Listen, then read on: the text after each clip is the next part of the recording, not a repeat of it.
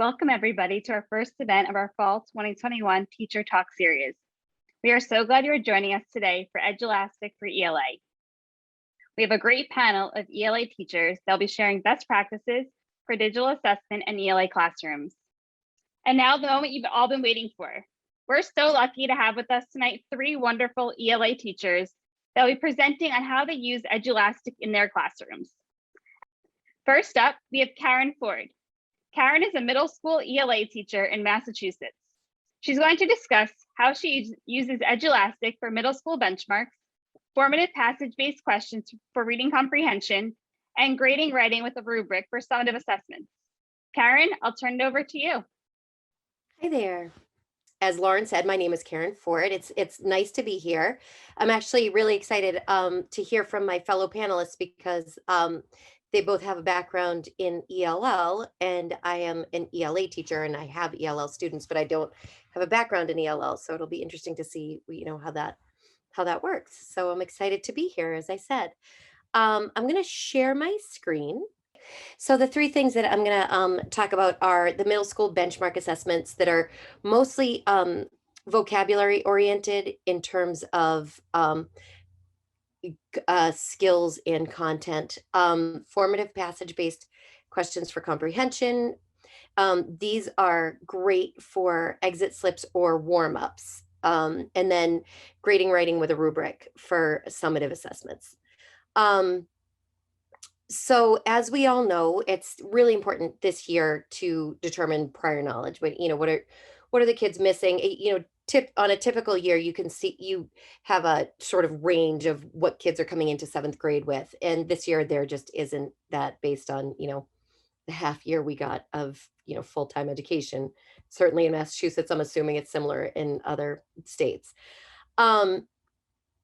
So one of the things that I would love to just sort of emphasize is that the tool is an easy interface. The Edulastic tool is an easy interface. I'm not sure. I've been using it for years, for I want to say 7 or so years. So it's I've gotten used to it, I think maybe, but I think also it's gotten a lot more intuitive. And also that YouTube link that Ileana shared at the beginning is so helpful. There are these 2-minute videos. If you're wondering like what a type of question is called, then you can check on the YouTube and follow it very easily. It's very user-friendly. It's a super user-friendly tool. The other thing that I really like about the tool is that there's a variety of questions that are sort of I think it holds student interest, but also it's great for practicing on sort of the bigger scale tests. For our state, it's the MCAS, but for the standard-based testing, it's great for the kids to tackle that. So in the diagnostic, I'm just going to give you an example of, we had a literary element diagnostic. So we don't know what kids know this year about literary elements. So and then that data that we get will help to inform where we're going to go this year in terms of either brand new teaching or reinforcing what they already know and extending what they already know. And then the beauty of this is that you have the test on hand with all of the data so that you can reassign it at the end of the year to measure growth. So I'm going to hold on. I'm going to show you sort of what it looks like just to get a feel for it. I love how the questions are varied and interesting. So this would be, matching the literary elements to the definition that fits, and the kids can, this would be protagonist in case anybody's wondering. Oh, didn't get it. It'll go there. So, and see how you have to kind of fool around with it. And that's what kids have to do on all of these digital tests. So it's important that they get these sort of low stakes practice moments. And then there you can do, the typical multiple choice and had a lot of multiple choice in this one, I guess. There's true, false. You can put the plot elements in order or, just anything in order. So that I think is a really good, I can see that being a good fix for like, science-based things as well as, what happens in a plot or anything. Um, and then you have this, you could choose more than one. Um, and then there's more matching, and then I'll submit it. I don't think I got a good grade on it. It's okay. Okay. The thing's going. Hold on. Sorry. There we go. So that's the sort of plug for the diagnostic, because the data that you get, so I can show you, I have to exit the data in the assignments. You have a dashboard with assignments, and you can see in grading. I'm gonna put it in present mode. So then you can see I just put this in present mode, so the kids can also see this diagnostic, which is super helpful, because it's anonymous, so you're not sharing anybody's information on the screen. Okay, I may have gotten ahead of myself. Sorry. Um, I also like to do um, exit slips and warm ups just to determine comprehension. Um, for warm-ups, I like to know who's done the reading from the night before, and if there are any misconceptions or anything that I need to clear up. And once again, there's that immediate data to share with the class anonymously. Um, so for example, when I have data that looks like this, I can say to the class, oh boy, it looks like about half of you got it wrong. How can we fix this? What was the misinterpretation? And we go through that one more carefully. Um, and here I'd be like, some people had misconceptions. So we can go through the testing as well as we can the content in the test. Maybe it was test taking. That's one of the things that we always remind the kids, just stop at A because it seems like it might be right. And you also don't go to D at the bottom because it says all of the above. That's one of the sort of things that we work on in addition to content and curriculum are the skills of test taking. So I feel like Edulastic does a great job with that. Um, and then one of the things that has been uh, phenomenal this that I think Edulastic always does a really good job of listening to your questions and fixing. It's definitely a living piece of technology, because whenever I've had a question, people get back like within seconds. You press the little question mark and people are always there. But also, if you're like, wait, I don't like how this works, they really listen and respond. And every year there's updates and fixes. The best thing for me is that it fixes your mistakes in grading. So, for example, if you're, like, oh, wait a minute, I wanted to make a test, and you go through quickly and then you clicked the wrong answer, and you've got, every person lining up at your desk saying, oh, wait, Mrs. Ford, I thought it was right. Then you can look and say, oh, yeah, I know you were. And you fix it, and it automatically fixes all of the assignments. So that it wasn't like that before, but now it is, and it's phenomenal. That's a huge seller for me. Um, what I like to do is I like to watch as the students are working, and I can see their progress and show it. As I said, you can show their work on the board anonymously, and once again revisit a point to ensure comprehension for the whole class. And then for grading writing with a rubric for any sort of summative assessment, I think is really, really important. And it's um, you can load in any rubric as you're creating the assessment for the prompt. They also have MCAS released passages when it comes time for, like the MCAS boot camps that we all sort of run, I think. So you can load in the MCAS rubric and students get real practice. and real feedback. So I actually loaded a couple of screenshots. So, um, for example, this is the one. I don't know if anybody else is a middle school teacher, but this was like kind of a famous one. So it's yep, a paired text question. So it says, be sure to include evidence from both the article and the poem to develop your story. Um, and then what I did was this is the content and this is the grammar.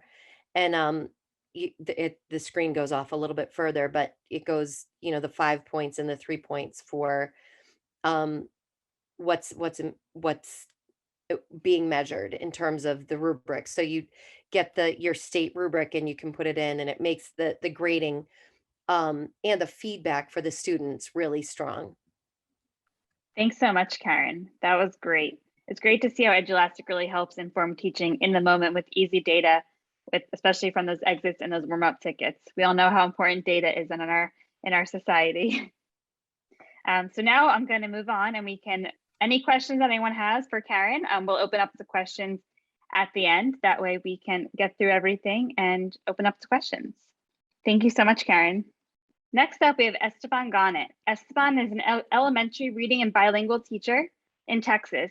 He's going to discuss the main features of Edulastic and how teachers can benefit from using it in their classroom. Esteban, I'm going to turn it over to you. Thanks, Lauren. Thanks for that warm greeting, and howdy from Texas, everybody. I'm going to start sharing my screen, and I will share my presentation that is basically looking at why I should use Edulastic. A little bit about myself. My name is Esteban Gonnet. I'm a fifth grade teacher here in the Dallas Independent School District at Pleasant Grove Elementary. Our district is about 70% Hispanic and with English learners. So I'm very proud to be an English learner myself. I came to Dallas ISD 15 years ago, to the United States 15 years ago, but I have been teaching for over 30 years. I am here tonight because I believe in sharing, and most importantly, this year I became an abuelo, and that's Liam Andres, our grandson, who's 7 months. So I want to thank quickly the Edulastic team for the work you do, guys. Thank you, Lauren, Lisa, Eliana, Justin. If it were not for you, we benefit from everything you do, and we're so glad. So thank you guys for doing this. My presentation, if we look at the agenda, we will take a quick look at, this is going to be the intro. We will talk about what is Edulastic and why should I use Edulastic. That's a question I get most. There's so many digital platforms out there. Why should I use Edulastic? And then we're going to dwell a minute on the changes to the Texas state test, which is called the STAR, for the reading for English language arts in grades 3-5. And in closing, we will take some questions down for later.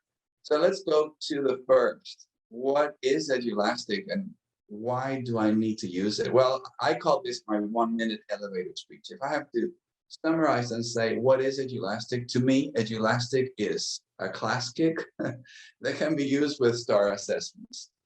I started using class kick a year and a half ago during the pandemic. And when I was getting to use Classic and getting excited about it, I discovered Edulastic. And then I found that in Edulastic, I could do all the features of Classic plus all these state assessments that were there already. And I didn't have to upload myself. So it was really awesome. So ever since, I still use Classic, of course, it's great, but I believe Edulastic serves my purpose better. Let's take a look quickly at the features that I believe are great about Edulastic. Number one, it's online. We know how important it is with these digital kids to show things on a screen. You can show something on paper, but if it's on the screen, suddenly it changes. Number two, it provides data as soon as the activity is completed, like Karen was saying. We don't have to wait for that demonstration of learning to be graded. We can have it right there and then. Number three, it offers a chance to give students immediate feedback. I don't have to come back to them 2 days later and tell them, remember that piece we were doing? And then suddenly get them, huh? Of course they don't remember. When you give student immediate feedback, you can change the misconception right there and then, because probably they will forget the minute they step out that door, right? Number 4, it also allows for true differentiated instruction. You can have assigned different activities and different things with different children. They're all going to be on their screens and they're not going to be knowing what each other is doing, yet you know who's doing what and you're giving each child what they need. Number 5, one of my favorites, it makes my small groups for me. Before, I had to wait until I had my assessment to decide Johnny's going to go here, Peter's going to go here for the small group. Our district is extremely huge on small group instruction. We believe this is one of the things that is going to help us cover the gap because of COVID and because of the fact that we're an urban district. But this is one of the biggest things for me. Edulastic makes my small groups for me. Every time I'm looking at the data and we're looking at an assignment, when I see that John, Carlos, and Maria are struggling with question 3, I don't have to wait. I just pull them to my small group table. We go over the content and we say, you know what? This seems like central idea. So what was the central idea? And that's an opportunity for me to display my mini lesson, quick mini lesson, go straight into my changing the misconception. And between 80 and 95% of the times, the kids are able to change the questions themselves and go from the wrong answer to the right answer, which to me is huge. Number 6, it provides automatic grading. No more taking papers home. Number 7, standards-based questions. Here we get the rigor that we want, right? We also want to cover the gap, but we don't want to give up on the rigor and push those babies up towards higher order thinking. Number 8, it offers a wide item bank. This is amazing. Somebody was asking there if those in the chat, if those assessments had been created or if they were there. There's a huge item bank that has all sorts of assessments that can be used at every grade level. Number 9, it integrates with other platforms. I use Google Classroom with my students. It works so great because all I do is I assign on Edulastic. It is synced with my Google Classroom, and all the kids do is enter my classroom, Google Classroom. They just go to the assignment, and we save all the mess of having to remember a username and a password. They get taken straight to the Edulastic page. And last, but certainly not least, it is free. I am very pleased to be part of the Edulastic Innovator team this year, which means that I get a premium account. And I highly recommend it. I am very excited to see, and I'm still learning how to use some of the wonderful features of the premium account. Now, these reasons did not convince you to go for Edulastic. Number 11 might, because if you're a teacher in Texas, in 2021, every 3rd, 4th, and 5th reading star test will have a component of editing and revising. 4th grade no longer has that writing test. And everyone, 3rd, 4th, and 5th has a reading and an editing and revising component. Every teacher in Texas is currently desperately seeking, where can I get materials for my editing and revising? It makes it difficult to find. There's nothing ready, nothing printed, nothing out there. Well, this is where Edulastic comes handy because I use Edulastic to practice editing and revising by using the 4th grade star writing tests, which provides a great practice for the students themselves.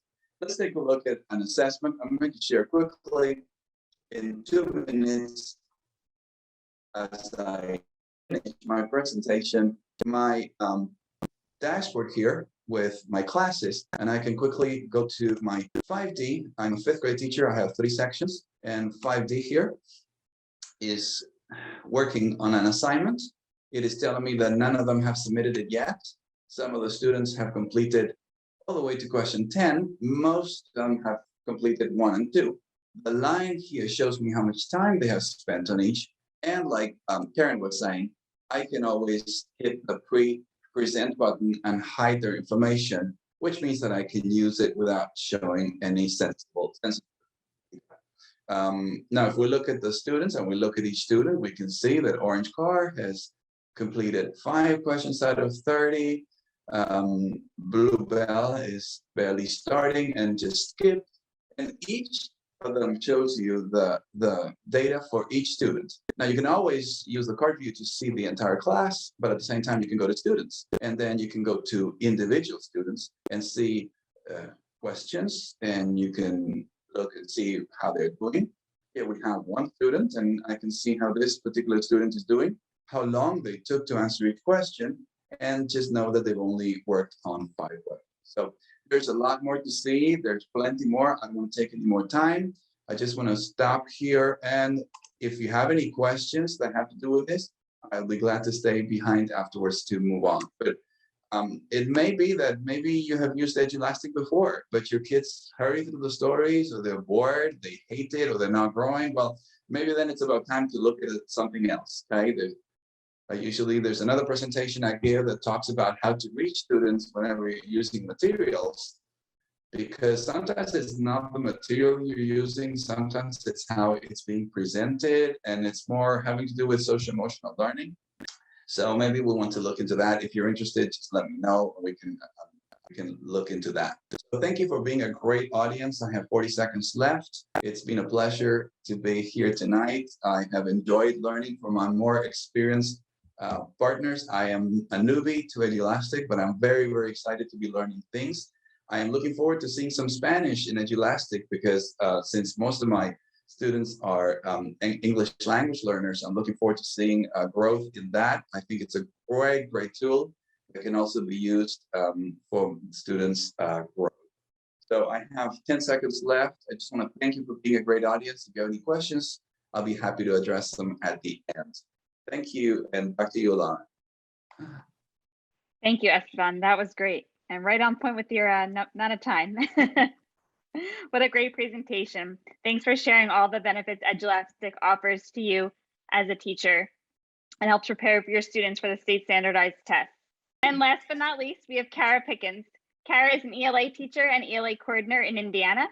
She's going to share how her district uses Edulastic for benchmark testing in the high school.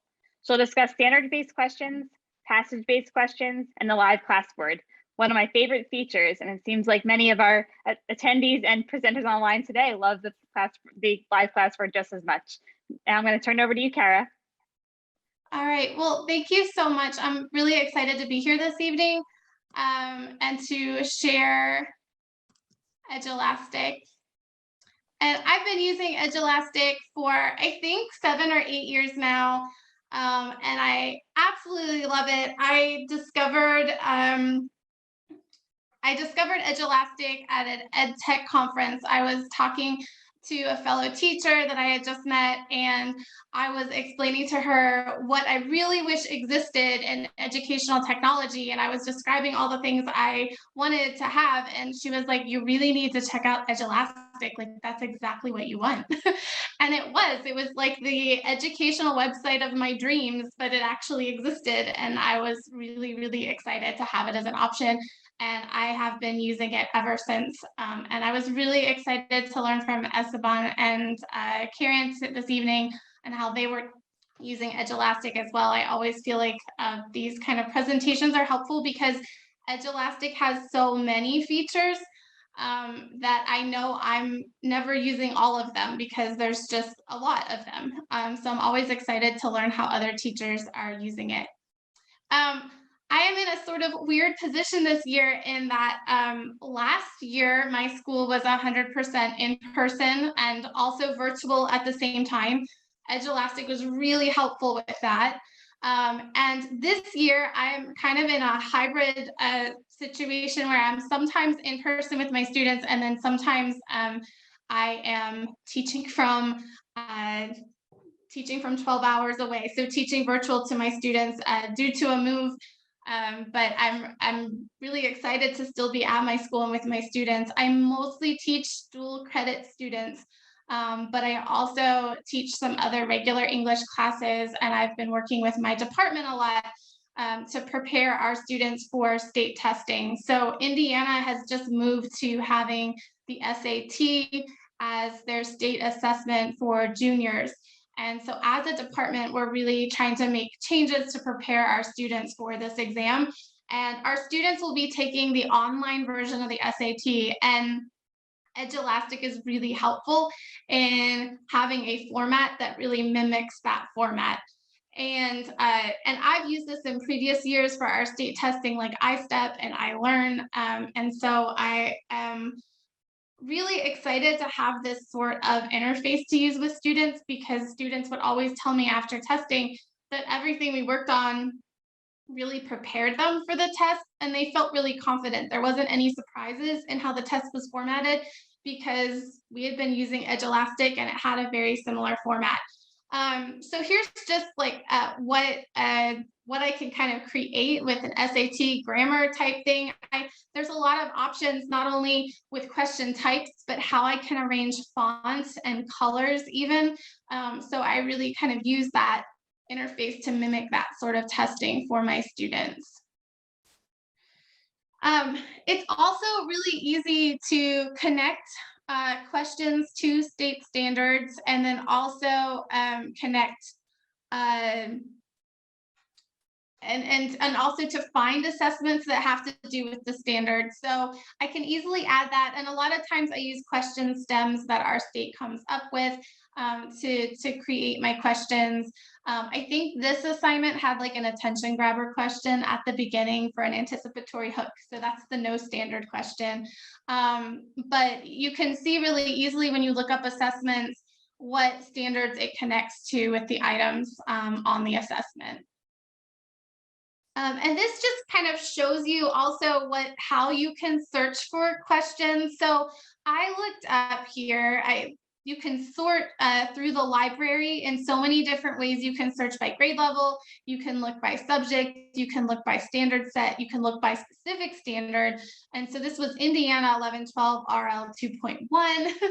And so 60 assessments came up for that. And so you can kind of see all these resources. So that's just Indiana. Sometimes I expand it out to and just look up by keyword also. So I'm finding assessments that relate to other standards as well, because Indiana has kind of a version of Common Core standards. So it really aligns with some other state standards pretty easily as well. But it's really easy to find this on the website. And I have a tendency of making my own assessments and sharing them with other teachers and making them public. But it's also really easy to kind of find those assessments that other people have created and have cared enough to share. It also really works well as a way of sharing team data. So currently, since I'm our department head, I'm being added as a co-teacher with with the teachers in my department. So then I can go in and see their data really easily, and I can share things with them as well. And this is something that we just started this year, so I can't speak a whole lot about it. But I'm really excited about this as an option. In the past, I would share with someone who was actually a co-teacher in my classroom, so we use data that way. But this year we're using it as a way of sharing departmental data, and I just think that's so helpful that we can do that. And Edulastic, I don't want to say there's too much data, because there's not, but there's so much data, and I'm a real data person. I'm probably a very weird math loving English teacher, so I love to see all the numbers, but Edulastic has so many different ways of organizing that data and looking at that data. I don't have to do any of the work. I just have to find all the places for data. So these are all the different reports that come from a single assessment. So if I give one test to a student, it's going to give me a summary. It's going to show me how different groups performed. It's going to analyze the questions on which were most difficult for students, and which answers had the frequency, and then I can see performance by students. So I get to see the data in so many different ways. But then you can also get multiple assessment reports. And you can see how students are growing and changing over time. And I love this. You can also see standard mastery reports. And this is where it becomes really important to kind of make sure that all your questions align to the standards, and then that you're labeling all those questions to the standards. And then you can get all of this data for the students. And I think this is one of the premium features. I've had a premium account for a while now, so I can't always remember what's available. But the premium account is really affordable compared to a lot of other online resources out there. But in addition to that, the free account also has so many features. So it's really awesome what you can do with a free account, but it's like this data I think is invaluable, especially as you're working with departments. You can also see like how students are doing with individual questions in this way. And I like visually how this looks, and I can kind of see the breakdown on how students are doing on individual questions and what standards it aligns to. Again, and I just find that visually this is really helpful. This is at the beginning of the year now, so we have our work cut out with for us with some of these standards, but we also see that on some of these standards, like that first one, like students are performing really well on that. They don't need as much work. Okay, this is another way to look at the performance. And this I think is where department analysis is really cool. So this kind of shows how our different classes are performing. We're at a really small school, so we just have 3 classes of juniors. But that allows us to compare all that data and see how the classes are performing against each other, and we can kind of track how students are improving by class as well and how they're doing on the assessments. Okay, and this is just another way of looking at data. This performance by the standard. How are students doing? Again, like some of those standards, we really need to work more with our students, and this is where benchmark exams are really helpful to start off the year, and it kind of lets us know what we need to teach and what we need to work on with our students. But I think visually to see that and see what our students need for growth is so important. Okay, and I think we looked at this with some of I think all of us talked about this tonight because it's so great. You get a live class board as students are taking their exam, but this is awesome. And if you do have some students who are virtual, this is especially important because you can see immediately like what students haven't started. You can see immediately where students get stuck. You're also provided with data, and I think I'm not sure, there's there's the average time it took for students to answer the question here. So you can see like here they're reading the passage, which is why that first question took so long. So you sort of get an idea of like how much time students are spending on each question too. So you can see if a student rushed through it or if they really got stuck. You can use all of this data to kind of know what you need to work on with your students. And again, just visually, like there's questions on there where students really struggled compared to other questions. And just to see that right off is really helpful. Okay, so I love the data aspect of Edulastic, but I also just wanted to show a couple other things that I use Edulastic for. And I use it not just for assessments and not just for data.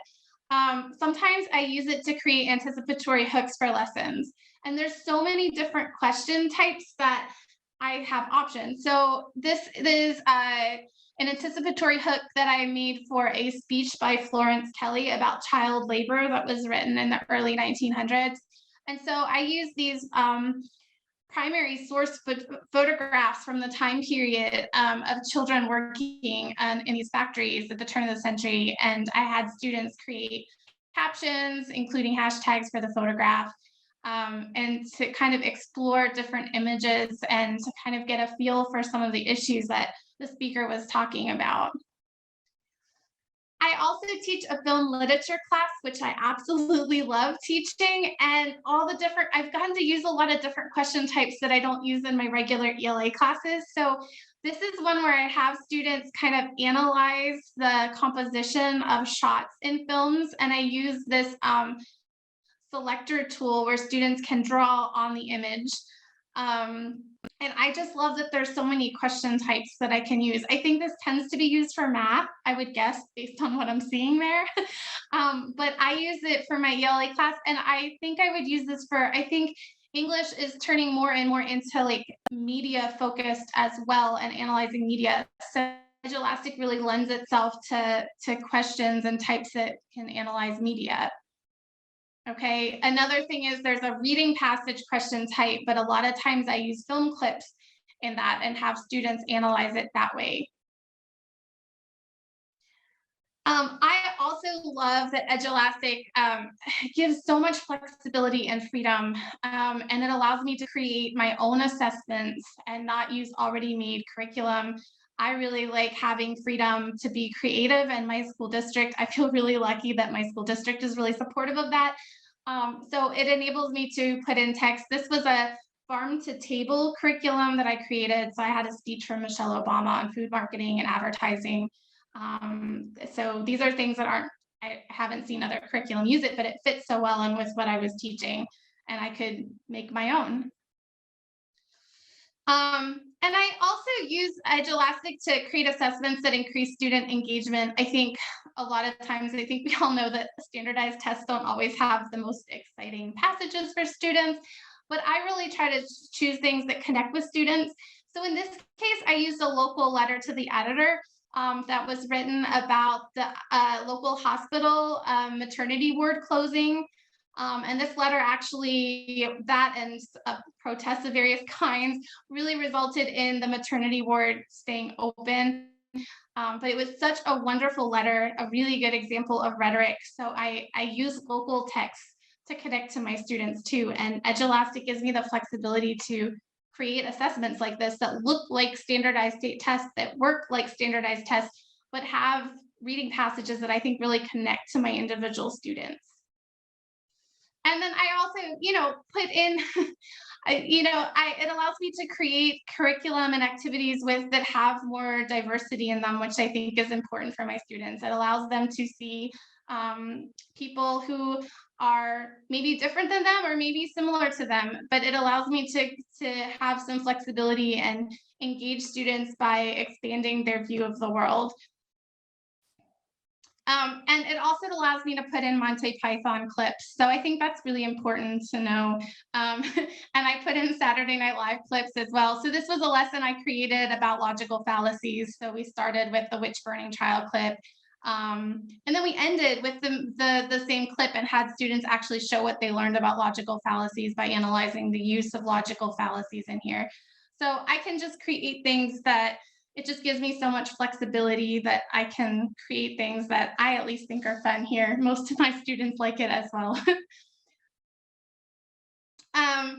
And then I've also created, in the past, shared about how I create remote lessons, and I'm still using those lessons in the classrooms. So you can check that out on YouTube if that's helpful for you.